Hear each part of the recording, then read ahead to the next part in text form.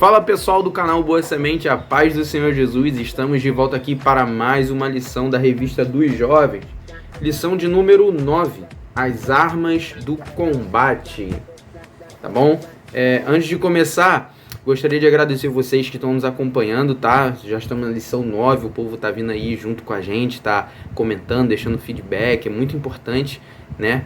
Ter o feedback de vocês, então a gente está aqui para te agradecer, vocês que estão acompanhando as aulas aí semanalmente comigo e juntamente com o Rômulo. Então, deixo aqui o meu muito obrigado, tá bom? Mas ainda tem muita coisa pela frente, ainda temos a 10, 11, 12 e 13, tá bom? Então, esperamos ter vocês conosco aqui novamente nas próximas semanas. E é isso. Antes de começar, gostaria de reforçar aqui o nosso grupo de WhatsApp, né? Vamos deixar disponível aqui na descrição do vídeo, tem um número. Esse número você entra em contato e aí você vai ser direcionado lá para o grupo de WhatsApp, tá bom? Lá a gente posta os planos de aula, questionário, né? A gente tem um questionário lá sobre a lição para você estar passando aí para os seus alunos. É bem legal, é bem didático, tá bom? E também pedir para que você se inscreva no canal, deixe sempre uma curtida, né? Quiser deixar um apoio também para o canal, é de suma importância para o nosso crescimento. E é isso, pessoal. Sem mais delongas, vamos começar? Vamos para a lição? Então vamos lá, lição de número 9, as armas do combate. Texto referência está lá em Efésios 6, do 13 ao 17. Versículo do dia. Revesti-vos de toda a armadura de Deus, para que possais estar firmes contra as astutas ciladas do diabo. Efésios 6, 11. Verdade aplicada. As armas espirituais possibilitam o cristão pelejar contra o mal. Objetivo da lição: aplicar as características da couraça e do cinturão, as características dos pés e do capacete, e aplicar as características do escudo e espada. Glória a Deus. Então, como nós já podemos perceber, né, essa lição vai falar sobre a armadura de Deus, né? Lá em Efésios, né, nós conhecemos, é uma passagem muito conhecida, onde o apóstolo Paulo nos apresenta ali, né, as armaduras de Deus, as ferramentas que Deus disponibiliza, né, para o seu povo, para os seus filhos utilizarem para lutar contra o diabo, lutar contra as forças malignas, contra as potestades. Como o apóstolo Paulo mesmo fala, nossa luta não é contra a carne e nem contra o sangue, mas contra potestades, contra espíritos malignos. Mas como podemos lutar contra isso? Como vamos lutar contra algo que nós não vemos? Nós não vemos o inimigo é espírito, o diabo é espírito, então nós não vemos ele. Então como como lutar contra isso? Então aqui nessa lição nós vamos aprender, né, o que o apóstolo Paulo passou ali para o povo Éfeso. Amém? Então, introdução. Paulo nos apresenta as peças usadas pelos soldados nos tempos de Jesus como elementos necessários à caminhada cristã e ao enfrentamento dos inimigos de nossas almas. Então vamos lá, pessoal, o tópico 1, defesas centrais. A verdade e a justiça devem ser elementos centrais na vida do cristão para o bom combate. Então vamos lá, pessoal, o tópico 1.1 vai falar sobre cinturão da verdade e 1.2 sobre a couraça da justiça, né? Como a própria revista estava dizendo aqui, né, o cinto se referia à verdade, ao conjunto de cinto e protetor do quadril utilizado pelos soldados. Apóstolo Paulo fala, lá em Efésios 6,14, ele fala, estai, pois, firmes, cingindo-vos com a verdade. Aqui o apóstolo Paulo tinha em mente realmente um cinto, como nós conhecemos, um cinturão, né? Os soldados da época, né, eles usavam, né, um cinto como parte de sua armadura, e era uma parte fundamental em sua armadura, porque ela protegia a região do abdômen e ela tinha um papel fundamental para todo o restante da armadura. Ela prendia a túnica do soldado, ela servia de suporte para a couraça, né, que nós vamos falar sobre a couraça do soldado, ela servia de suporte também para a espada, quando o soldado puxava sua espada, ela estava presa ao seu cinto, ou seja, é uma ferramenta muito importante na armadura. E assim também é na armadura de Deus. O cinturão da verdade nada mais é do que a verdade de Cristo, a verdade do Evangelho, a veracidade das palavras de Cristo. Nós devemos estar pautados nessa verdade, nós devemos estar com essa verdade dentro do nosso coração, trazendo a verdade como se fosse um cinto, amarrando em nossos corpos, estando aqui de suporte para nós. Porque nós, como cristão, como diz aqui no tópico 1 mesmo, a verdade e a justiça devem ser elementos centrais na vida do cristão. Então, é a nossa verdade, é aquilo que nós vivemos e acreditamos que é a vontade de Deus para nossas vidas e para a vida de toda a raça humana, né?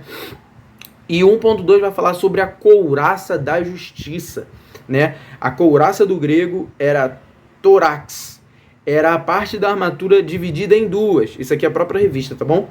A primeira cobria a região do tórax e abdômen, e a segunda as costas. A couraça da justiça, né, o apóstolo Paulo menciona também como de suma importância, né, era um traje feito de metal e combinado com couro duro, que protegia o tronco do soldado, né, ele protegia essa parte aqui do soldado, né, ele colocava e protegia essa parte e as costas, né. Era uma proteção que o soldado utilizava. Como já foi exemplificado, né, na própria palavra, né, couraça da justiça, nós devemos estar pautados na justiça de Cristo. Tem que estar imputada em nossa mente a justiça de Cristo. Mas que justiça é essa? Justiça da palavra. Assim como nós falamos da verdade do Evangelho, serve também para a justiça. Então, devemos estar pautados na palavra sempre, com o conhecimento da palavra, para termos a justiça, a mente de Cristo, para determinadas situações. Lá em Isaías fala que o nosso senso de justiça, o senso de justiça do ser humano, é como trapo de imundícia para Cristo. Então, por que se apoiar na nossa justiça se nós podemos se apoiar na justiça de Cristo? Então, é de suma importância que nós possamos nos cingir da verdade do Evangelho e da couraça da justiça, né? O cinturão da verdade, que é a verdade do Evangelho, e a couraça da justiça. Amém, pessoal? Então, dito isso, a gente já se encaminha para o tópico 2. Tópico 2, equipamentos periféricos. 2.1 vai falar sobre pés da preparação do Evangelho e o 2.2 sobre capacete da salvação. Então, pessoal, aqui, né, é de suma importância que nós possamos entender o que é o pés da preparação do Evangelho. Né? O apóstolo Paulo fala, calçai os pés com a preparação do Evangelho da paz, Efésios 6,15. Os soldados romanos, né, na época do Império Romano, muitas das vezes eles caminhavam dezenas de quilômetros, né? Como a própria revista está trazendo uma informação a mais aqui, vou só dar uma passada. Eles costumavam caminhar uma distância muito longa até a batalha. E para chegar até o ponto da batalha, eles precisavam estar em dia com o seu corpo precisava estar forte. Então, por caminhar uma distância tão longa, imagina você chegar num campo de batalha já com os pés totalmente machucados, totalmente feridos. Você, obviamente, não vai ter aquele vigor, né, para lutar e tudo mais. E assim também é na armadura de Cristo. Assim também é. Precisamos estar calçados com a verdade de Cristo, com os pés, com os pés cuidados na palavra de Deus. Pés significa firmamento, é o firmamento do seu corpo. Se o seu pé não está legal, você não consegue andar direito. Se o seu pé não tá ferido, está com machucado, tá com alguma coisa, você começa a mancar, ou muitas das vezes você até se impossibilita de caminhar. Então, os pés é o firmamento do corpo, é o firmamento, o nosso firmamento. Então, o apóstolo Paulo fala aqui para nós tomarmos conta dos nossos pés, estarmos firmados com os nossos pés na palavra de Deus. Se você perceber, toda a armadura de Deus é baseada na palavra de Deus, é baseada na Bíblia, é baseada nas Escrituras. Então, tudo é fundamentado na palavra. Sem a palavra, nós não podemos vencer. Sem a palavra, nós não conseguimos vencer o maligno. E aí vai falar sobre também o capacete da salvação. Não precisa nem mencionar aqui a importância do capacete numa batalha, não é mesmo? E aí o texto bíblico fala que o crente deve tomar o capacete da salvação. Efésios 6,17. E aí que um dos principais intentos, uma das principais artimanhas do inimigo para nossas vidas é tirar a nossa certeza da salvação. É dizer que nós não merecemos. É dizer com que nós não merecemos a salvação, não somos salvos, ou enfim, colocar dúvida sobre a nossa salvação, a salvação que Cristo nos deu, nos presenteou com a sua morte. Então é de suma importância com que a gente coloque o capacete. Para quê? Para blindar a nossa mente, para blindar os nossos pensamentos sobre as artimanhas do diabo, de colocar dúvida em nossos corações acerca daquilo que Cristo nos deu, que é a salvação. Então que nós possamos estar alicerçados e firmes, sabendo da verdade que é a nossa salvação em Cristo. Amém, pessoal? Então, dito isso, um rápido comentário. Vamos para o tópico 3. Tópico 3. Armas de pronto emprego. E aí vai falar sobre o escudo da fé e a espada do Espírito.